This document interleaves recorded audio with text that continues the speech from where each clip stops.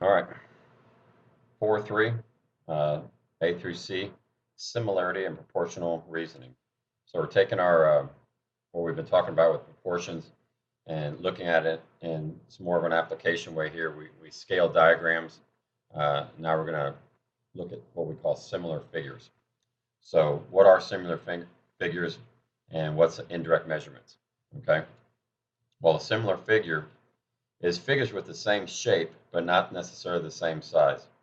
And a perfect example is a photograph. When you look at a photograph of you, it's not the same size as you, but it looks exactly like you. Okay, we say it's proportional, and we're going to introduce some new terms here: corresponding sides and corresponding angles. And when all those are proportional and the angles are the same, then you're going to have similar figures, figures that look the same but aren't the same size. They could be the same size. It could be a one-to-one relationship. But usually we think of them as being either a shrunken down, like a picture, or it could be something blown up, like if you were looking in a magnifying glass, okay, where that thing is blowing the shape up. All right, so let's take a look at a couple terms here. What are corresponding sides and corresponding angles?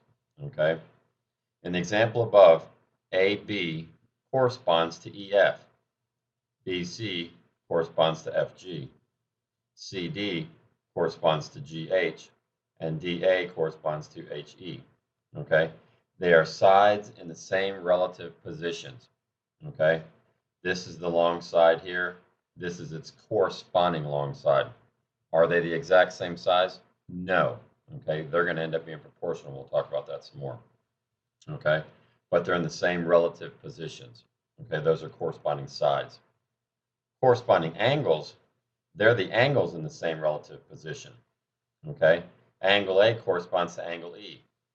If AB is going to correspond to EF, then angle A must correspond with angle E, and angle B must correspond with F. And you can say the same with BC and FG. C and G have to correspond, and D and E have to correspond.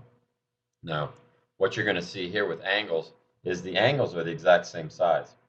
That looks like it's 90, a right angle. So does that one. Okay, so they're all corresponding angles are going to be equal. Corresponding sides will be proportional. And that's going to lead us into the next thing here. Properties of similar figures. If similar figures are going to look the same, but don't necessarily have to be the same size, then the two figures to be similar, corresponding sides are going to be proportional, sides proportional, but corresponding angles are going to be congruent. In geometry, that means equal measure. Okay, they're going to be the same size. Okay, so sides are proportional, angles are congruent. They're the same. Well, when we talk about proportional, that's what we've been talking about here this chapter. Okay, setting up two equal ratios. Okay, and that's helpful when you start looking at indirect measurement. And I'll get to that in a second.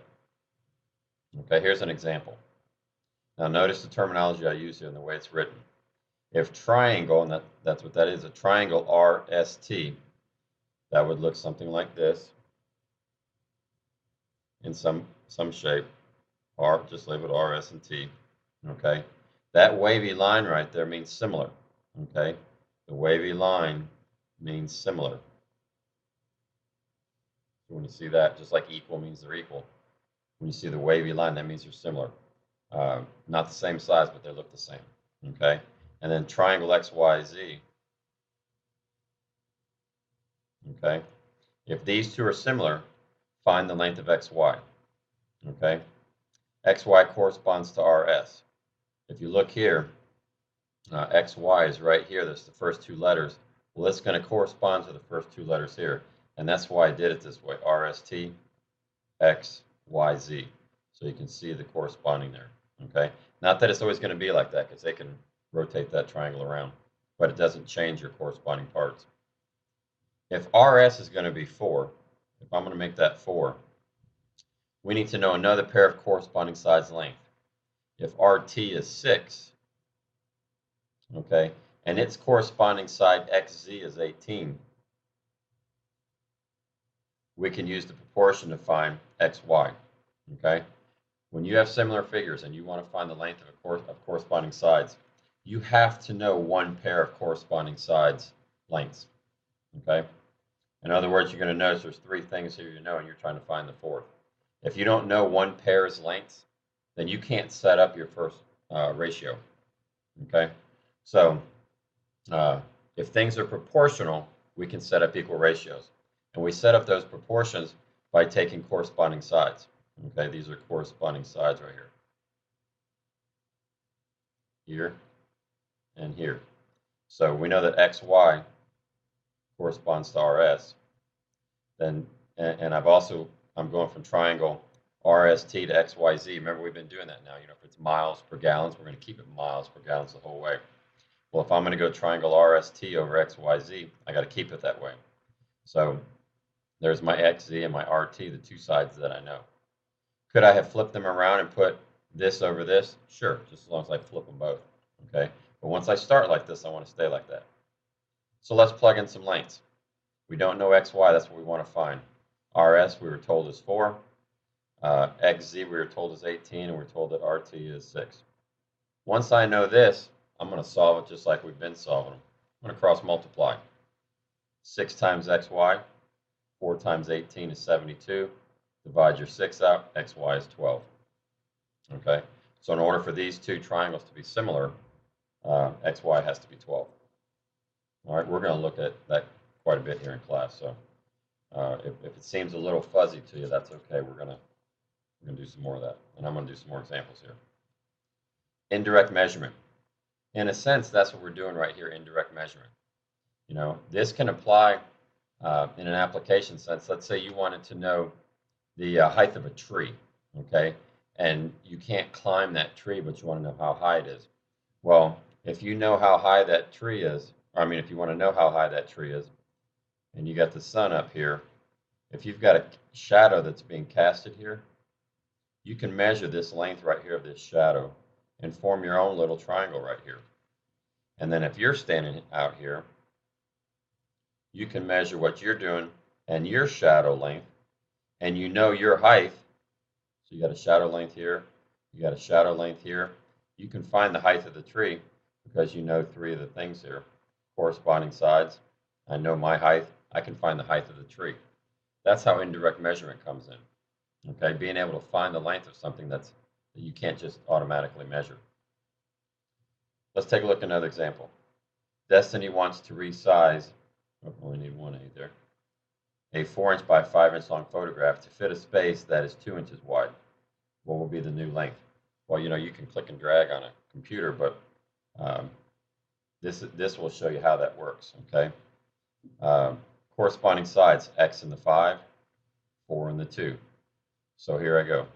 I put 5 over X, I go this over this, and then this over this. Because I started with the bigger over smaller, I got to stay bigger over smaller. And cross multiply. There's your 10, there's your 4X divided out. That other length, X, is going to be 2.5. Okay, let's take a look at some more examples here. Let's find the value of X here. Okay, I have two triangles. I can see the correspondingness here, here and here, here and here, and then here and here. Do I know a pair of corresponding sides? Sure do, 20 and 4. And the X and the 7 correspond, and I want to find X. So I'm going to set up the pair that I know. I'm going to go from big to little. So then I got to go from big to little again. How do I know this is going to be bigger than this? Because this triangle is bigger than this one. Okay, then I'm just going to cross multiply. I'm going to get 140 equal to 4X. I'm going to divide out my 4, and I'm going to get 35 is equal to my X. Okay. Now, the second part of this that you're going to see in here, in the part B, part C, B, I guess, is they're talking about perimeter and area. Okay. Once you've established that ratio between your first ratio, like I have to know a pair of sides just like I had to know up here, my 5 over 2. In this case, I'm going to go from big to little again, big to little, big over little. What you're going to find is that your perimeters will have the exact same ratio, and so will the areas. Okay, now the area is going to be the square of it. We'll talk more about that when we get to it. But basically, your perimeter is going to be the same. So if I want to know what the perimeter of this thing is, remember that's the sum of all four sides in this case. I'm going to set up my first proportion, which is a pair of corresponding sides. I'm going to set that equal to the corresponding perimeters. Okay? And I'm going to cross multiply. My 5p is going to equal 105. I'm sorry, it's 42. I'm looking at the wrong thing.